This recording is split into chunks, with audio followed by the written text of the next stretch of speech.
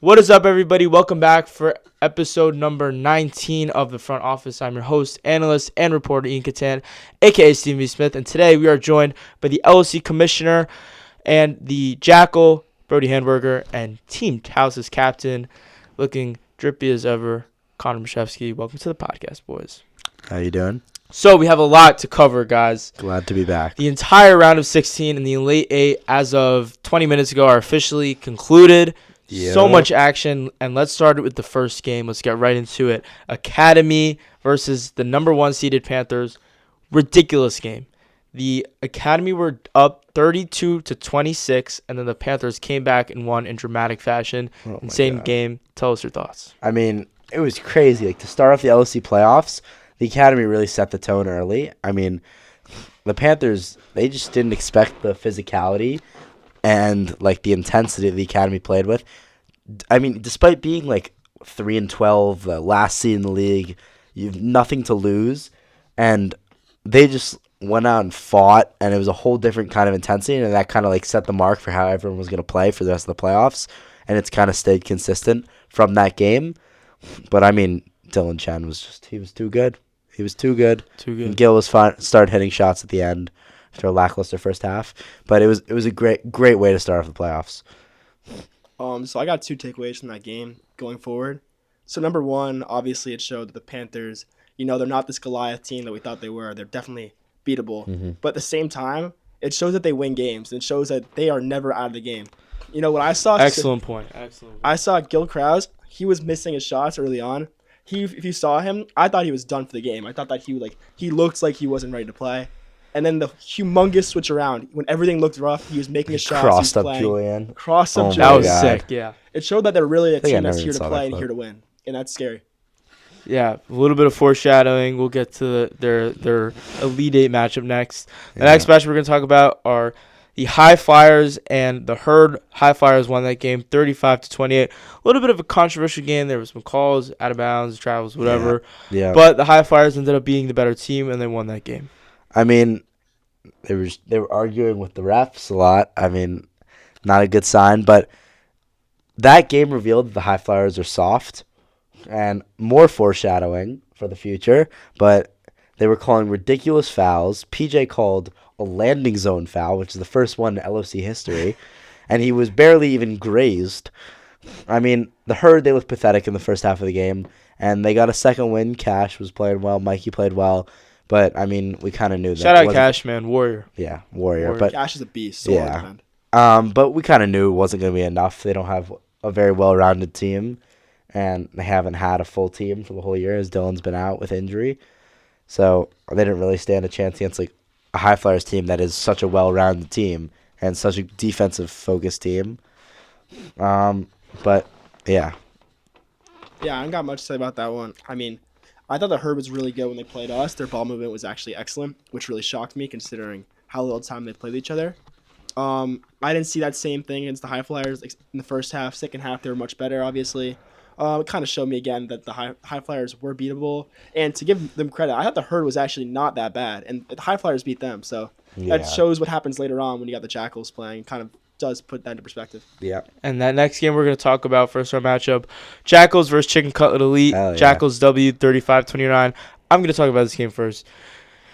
I hate Chicken Cutlet Elite, not because of the players on the team, but because they're the most confusing team ever. They literally beat the top 5 teams in the league. They beat the Dogs. They beat Taos. They beat the Panthers. And then they lost to literally the bottom 3 teams in the league. They made no sense to me all season long, and I think it's only fitting that they lost to a team that for the majority of the season was in the middle of the pack. Yeah.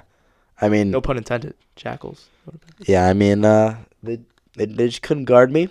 And when we go against a team that doesn't have an elite defender, if I'm scoring, we're probably going to win because Ryan's gonna knock down 3 threes a game. It's inevitable. Armand's going to hit a 3 every game. It's inevitable. D. Cummings is going to get 10 rebounds. We're just consistent. I mean, that's all it takes in this league.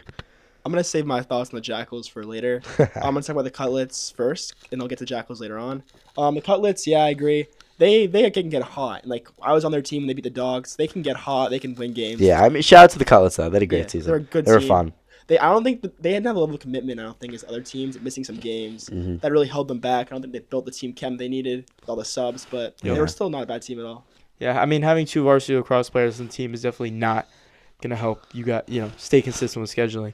Yeah, The next game we're gonna one talk. thing I've noticed a common theme in this league with chemistry.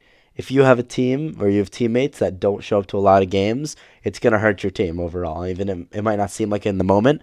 Like as the season progresses, like you could see certain teams gel together better because their players are always there. And even Sconway's injured for Taos. He shows up. Like, he's there. Even when he's not, like, even if he can't play, he's there supporting his team. Exactly. Next game we're going to talk about are the Green Giants versus Angels. This was the first blowout of the playoffs, 35-11 Green Giants. I mean, really not much to say here. Brett was just not hitting his shots. Wasn't hitting. And Brett's a great player. I mean, I was so shocked when he came back.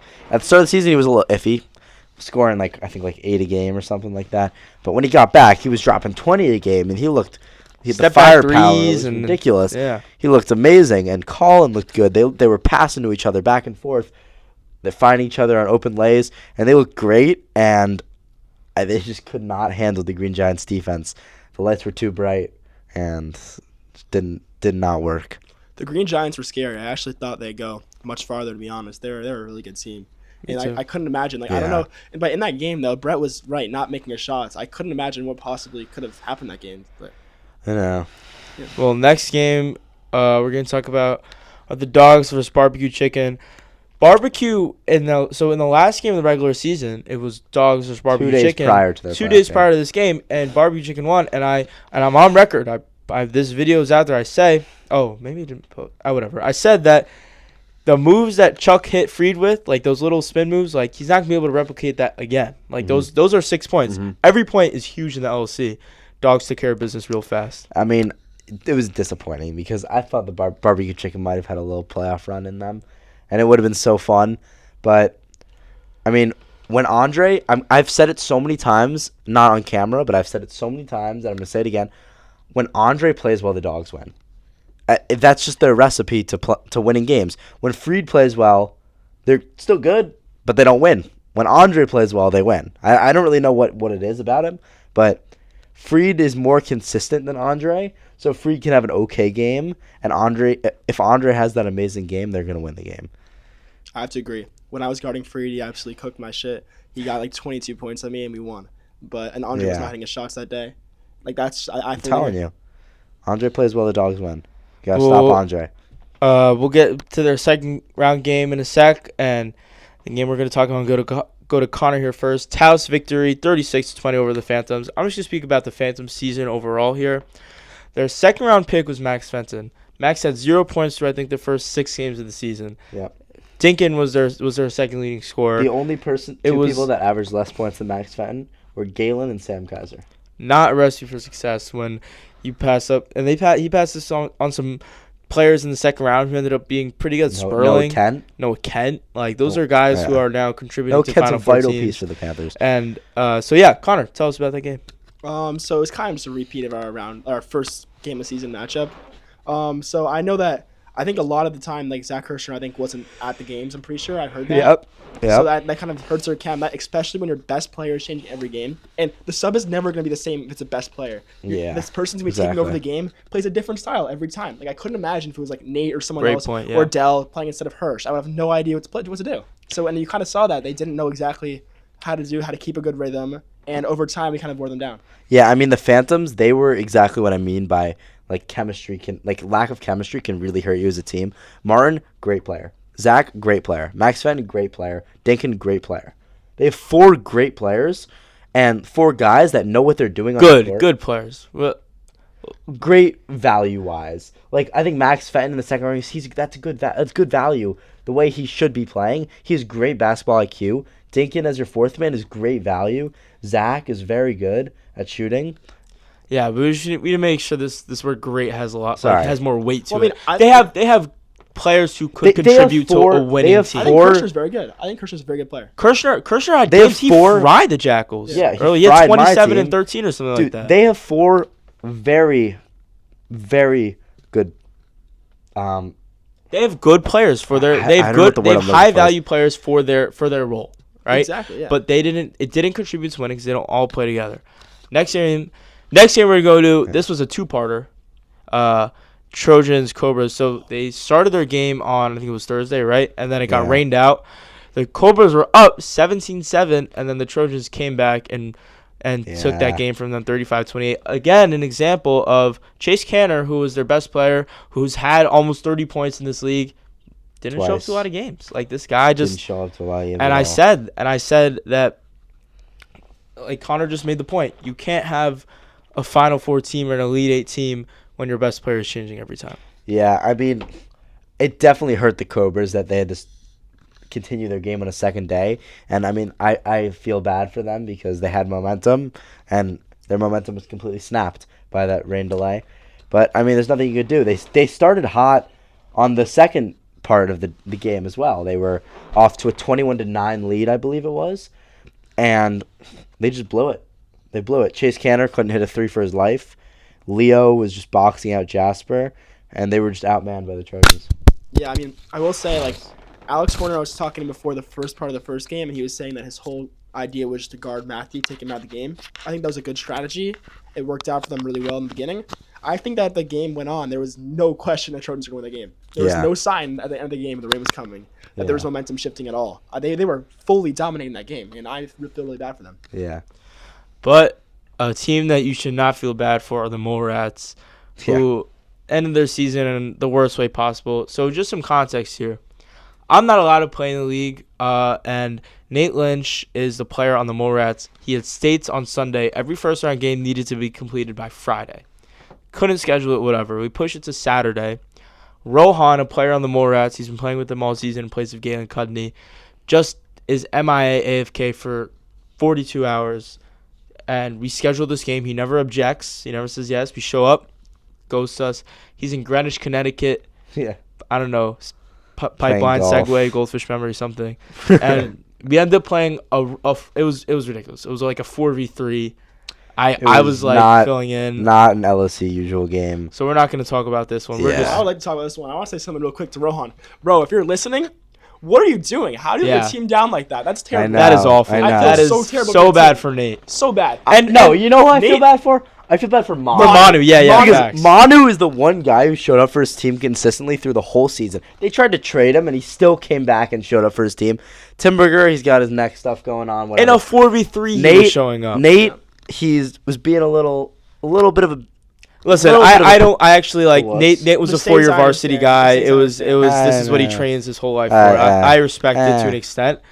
But I mean, like, what are we doing here? I don't really know why Nate was in the league. If you're Rohan and who's their fourth again? Chase. I mean, Chase also had his neck injury. But whatever. Really, Rohan, what are you doing? It was letting your team down. Thought it was funny after Rohan and Nate. I mean, Nate, why are you giving them too much talk? Why is talking Nate about playing in the league if he knows he's not going to play in the playoffs? All right. On to the Elite Eight. So, just to summarize, Panthers moved on, High Flyers moved on, Jackals moved on, Green Giants, Dogs, Taus, Trojans, and Intellectuals all advanced. Zero upsets in the Zero upsets in the first round. Crazy. A lot of brackets. Calls. Yeah, a lot of brackets had that. But the second round was cinema, to say the least. Let's get started with your two teams first. Let's go to the Jackals game. Ooh. Jackals, 35-23 over the High Flyers. I'll speak on this one first, actually. PJ Rosenthal. Don't call it an upset. PJ Rosenthal. So Connor, PJ drafts his team, right? PJ was originally the captain of the Green Giants. He had the 15th overall pick. With his first pick in the first round, he took Tristan. Second pick, he took Ethan Finger, and then last round he took Aaron Gans. It was Aaron Gans or Galen. Yeah. Team not great on paper. I ranked them 15th in the preseason Power Kings. He talks so much shit about his team. Yeah. So, like, unwarranted. We cannot even be talking about anything to do with the Green Giants. He'll insert his team into the conversation and make it about his team somehow, some way. Yeah. Just to give up captaincy to Ethan so that he can be traded. He abandoned ship.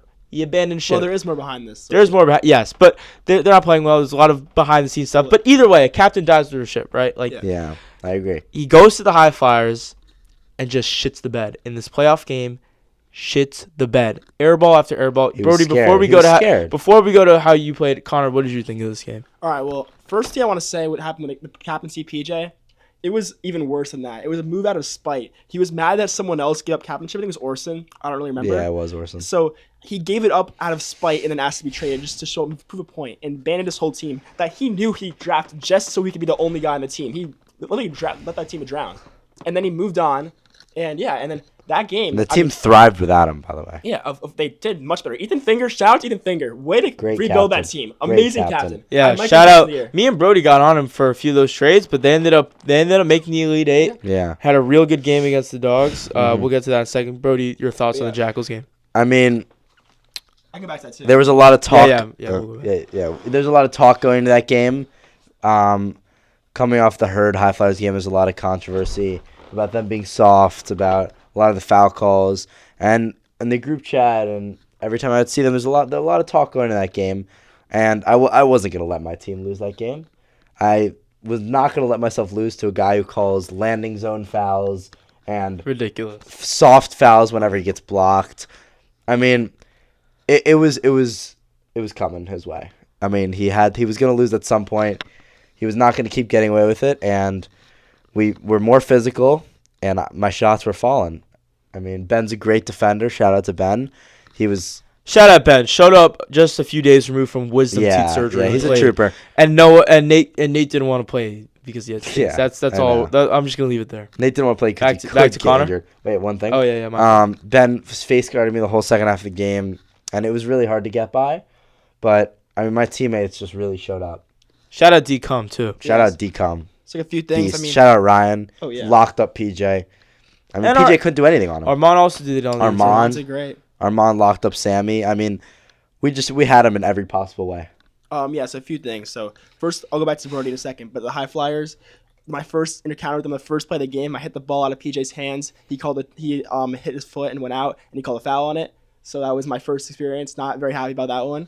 Yeah. Kind of set the tone later. So I started like my hate section over there against the High Flyers after that. Yeah, I mean, I blocked him into the forest, and he called a foul. Yep. And so what happened in that game is Brody played phenomenal defense early on. I would say it was only a couple of times that he really guarded PJ, but it was like 2 or 3 times he made really good blocks and really good moves on him. Very physical, but all clean.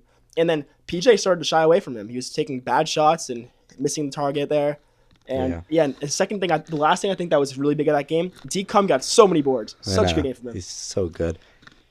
But I don't want to bash PJ on this platform entirely. PJ had an incredible LC run. He was an MVP, Finals MVP. He's forever an LC champion. Of course. And listen, it didn't end how he wanted it to. But PJ brought so much, not only to the actual games, but to the league itself. He brought a lot of intensity. He brought followers. He brought intensity. Yeah. He didn't, I'm not going to say he made the league what it was, but he was the face of the league. He was the face of the league. Shout out PJ. Incredible run. Always commemorate the MVP. It was a great run. Last thing I just want to say, shout out Coach Jason Ling. Did a fantastic job. Facts. Fantastic job. All right. So coaches can make a difference. Next game to our other player, Captain Connor Meschewski. Connor, 36-29 win over the Intellectuals. I had the Intellectuals as my preseason 1 in the Power Rankings. Taos is my preseason 3 in the Power Rankings. And I said then, and it's even more true now, that 1 through 3 was a toss-up.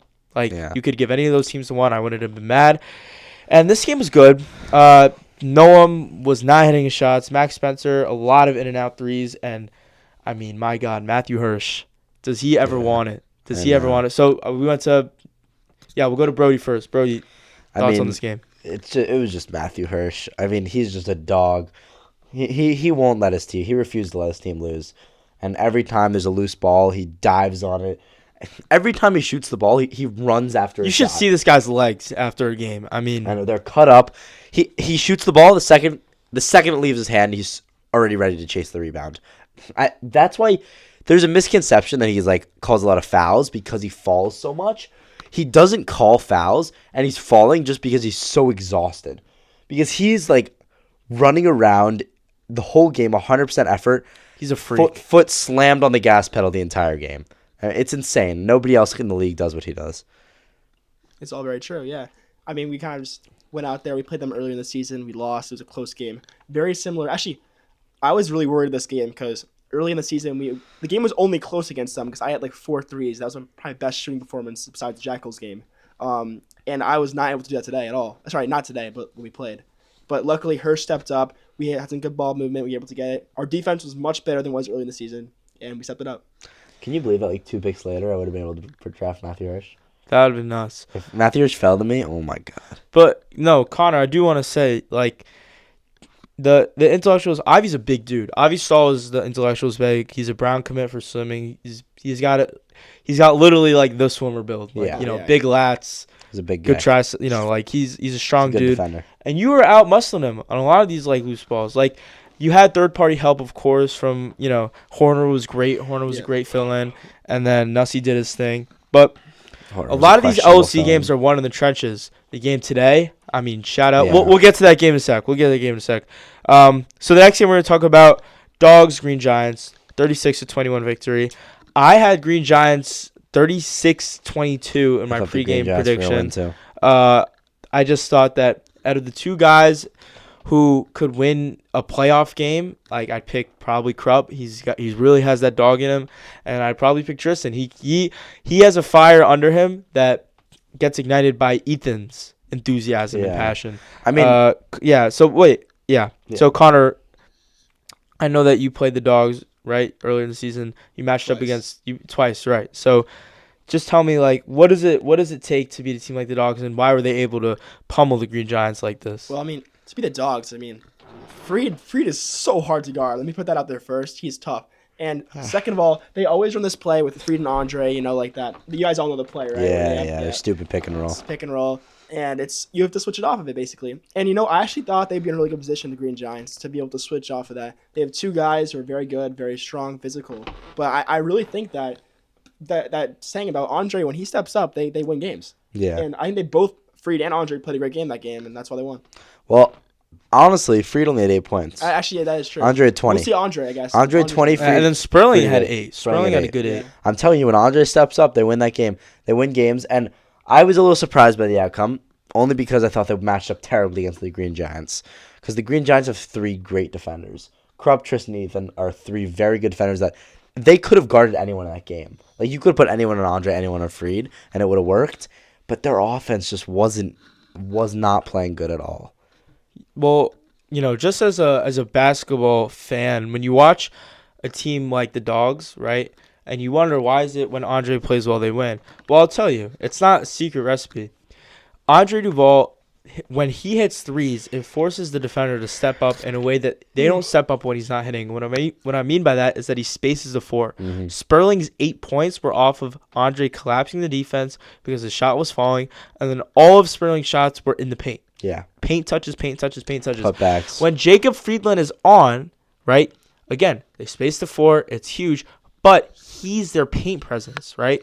So when your paint presence is also the guy hitting threes, it doesn't space the floor the same way when a point guard is hitting threes. That's why guys like Steph Curry will his teams to championships because it's called off-ball gravity, all right? When you're a help defender on a shooter who's shooting like Andre or how PJ was shooting last year, it changed the entire dynamic of your defense because you're essentially playing 3-on-3, and the entire floor is different. It's good analysis.